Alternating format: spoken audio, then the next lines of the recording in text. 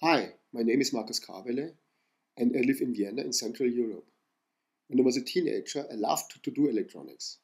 So the first thing I did when Chernobyl happened was to build my own Geiger counter. This is my old Geiger counter. It's handmade, typical 80s technology,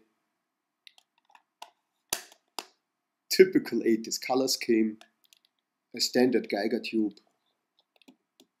And now we're starting our measurements. When the seconds hand comes to 0, I reset the counter.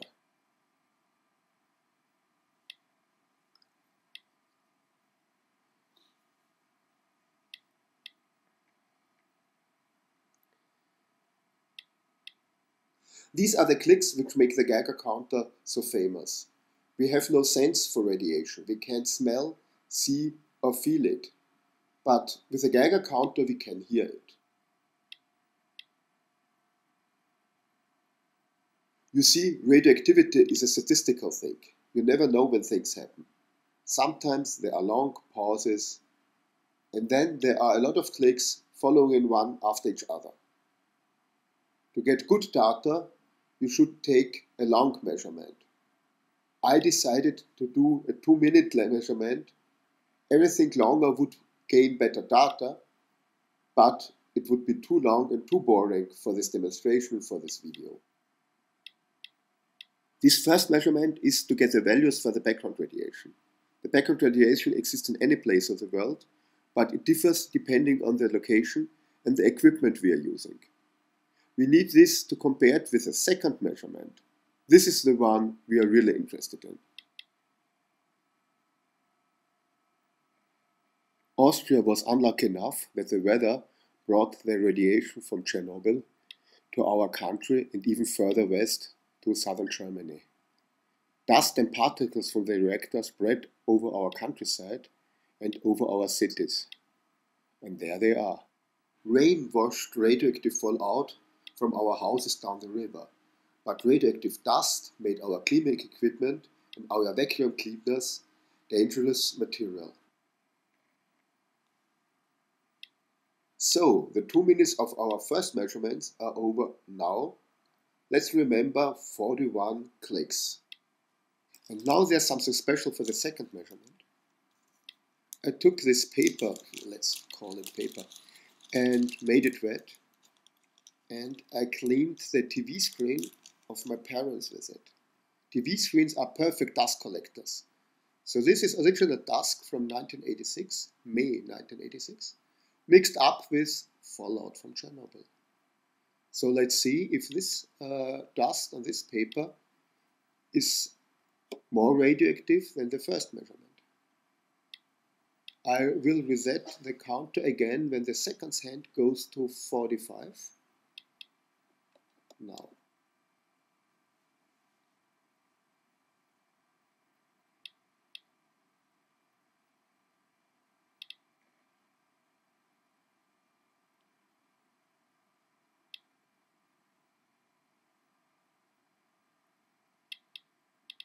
Back in May 1986, I went down to our garden and put some samples of dirt, of earth, of leaves.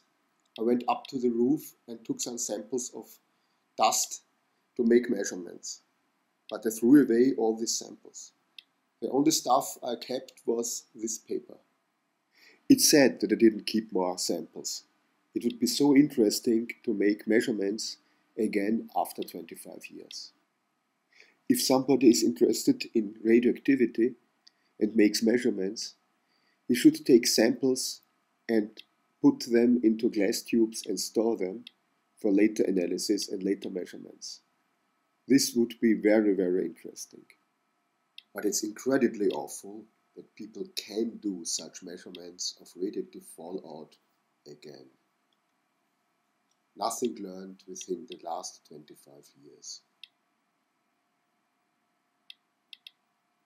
We already reached the same amount of clicks than the background radiation, so this stuff is radioactive.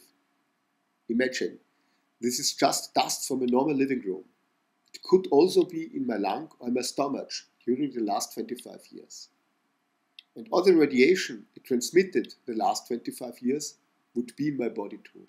There should be some of the famous radioactive cesium in this dust. And cesium has a half-time of 30 years. So after 25 years, less than half of the cesium passed away. The second measurement is almost over and the value is 61. Remember, the first value was 41. So this piece of paper is still radioactive, 25 years after Chernobyl.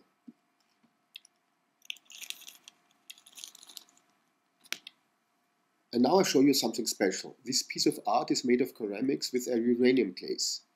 Uranium glaze was used because of its beautiful orange color, and uranium is radioactive.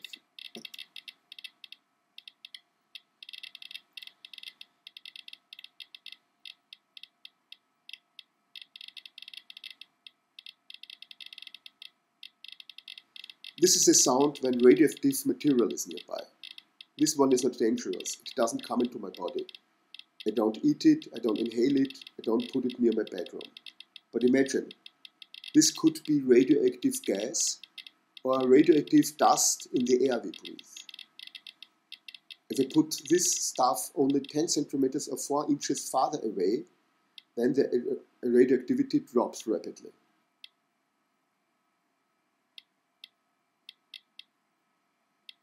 I hope this demonstration was interesting for you. If you're interested in radiation, get a Geiger counter, take samples, maybe from unusual places, publish the measurements, and maybe store some of the samples for future comparison. Thank you. Bye.